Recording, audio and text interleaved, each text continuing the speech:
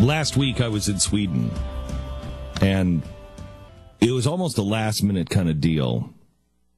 About a week before we left to go to Iraq, I knew we were going to Slovakia, and I said to my team, I think we need to go to Sweden as well.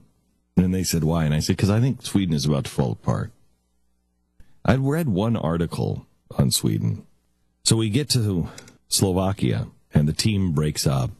And the news team that was with me said, all right, you ready to go to Sweden to do this special that we're working on for January?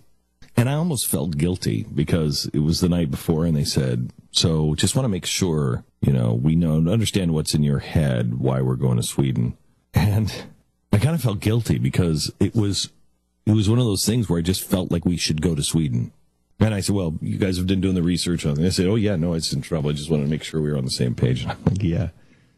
So we get home this week, and in the news is how Sweden is completely falling apart. This is the story that came out 2 days ago.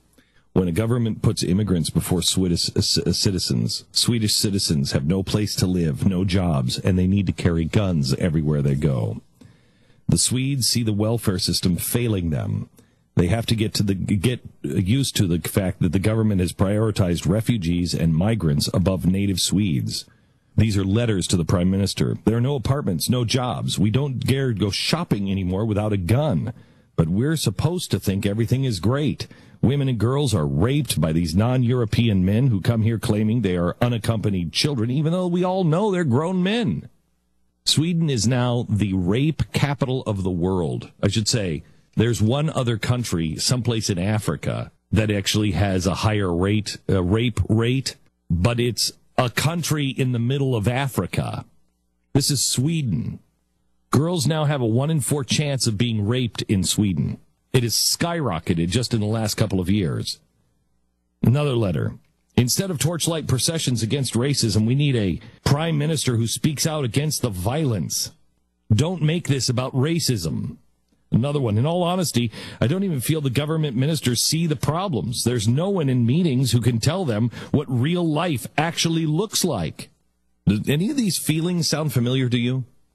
It is an attack on the West, and in many cases, by the West, by the leadership of the West. The entire West is coming undone because they're not listening, and they're reprioritizing foreigners over ourselves. And here's what's going to happen. Right now, Sweden, Stockholm is where I was, and it's a great example. It's surrounded by Muslim neighborhoods. The unemployment is through the roof in these neighborhoods. The violence through the roof. They have no intention of becoming Swedes. They have no intention of learning the language. They have every intention of taking over. Now, let me ask you, when the Swedish people lose control of their own government and the free dollars, the welfare system and the welfare state shuts down because it can no longer function, what do you think happens to those neighborhoods? What do you think happens to Sweden? What do you think happens to the rest of Europe? Their compassion has been so twisted by their politicians that they're going to lose the ability to help anybody. Now, that was 2 days ago. I've got a stack of stories on what's happening. But let me give you this one now. In Sweden, they have now gone door to door, and they are putting a flyer up on the doors. And the flyer says, you have 3 days. We're going to come, and we're going to kill you. We will desecrate your rotting corpse. You can submit and convert to Islam. You can pay a tax, or you can die. But we're coming for you and your family within 3 days. What do you say if you were in a neighborhood and your government wasn't reacting to this, wasn't doing anything, and somebody was putting that notice on your front door? And by the way, they're telling you that you're a racist. They're telling you that you shouldn't have a gun. Let me ask you this. Guns were illegal, and somebody starts putting that on your door. Do you think about buying an illegal gun? Because I do. Somebody puts on my door, they're coming for my wife and my children and my family, and the government isn't doing anything about it. They're not taking it seriously. Damn right I go and find a gun. I have a right to protect my family. I don't know what's coming in Sweden, but I think something bad is coming in Sweden. When we were over there last week, I was standing in these suburbs, and I have never... I was more I mean this. I was more comfortable in Iraq than I was in some of the suburbs of Sweden. So was the whole team. We talked about it afterwards. We started to be surrounded by guys, and one of my security, the guy who was lead security on the detail, I found out this morning why he said to leave. Because two men came up to him, two Arab men, and he wasn't dressed. He didn't look like it was cold. He was wearing a puffy jacket.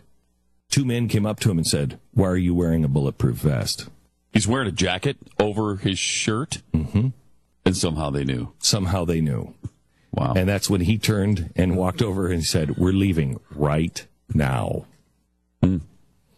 We're headed for a tough year in 2016. Europe is headed for a tougher one. But it will come here to our shores. It's already here. But we will start seeing stories like this on our own shores, and it will be vital next year that we actually elect a president that will call evil by its name. There was another release from the jihadis in the Middle East. ISIS released yet another video.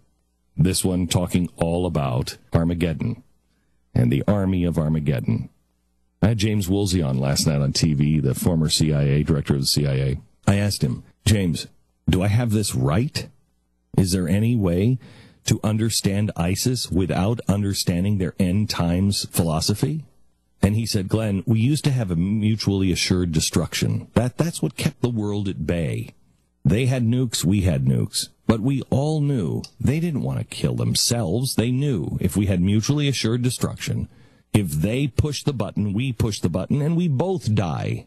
And nobody wanted that. But unless you understand that ISIS believes they're going to go to heaven, and their death and our death only means the promised one comes faster, and they go directly to heaven, you can't let them have a nuclear weapon. You can't deal with them like they're rational human beings or an army. These people believe they've been ordained by God. I believe they've been ordained by Satan himself. You don't have to believe that they're the army of Armageddon, but they do. And they're saying it.